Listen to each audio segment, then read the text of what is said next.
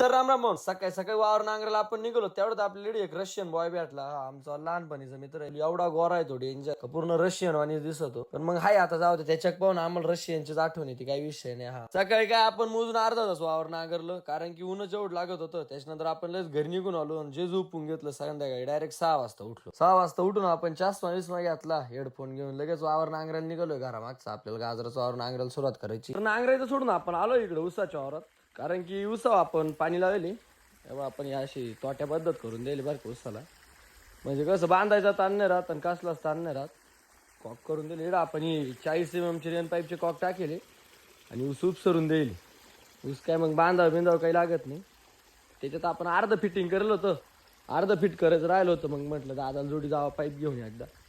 आणि मी नांगरायला बी लागणार आहे, दादाचीच फिटिंग चालू राहणार इकडं. तुम्हाला हे डोकं कसं काय वाटलं? काहीच ताण नाही राहत बरं का उसाचं मग असं गेल्यावर. तेवढं द्या बा आपल्याला मामाच पोर आहे लिड. इकडून त्यांच्या कायम सगळे शिव वादळच राहते. शिव वादळ मित्र मंडळ.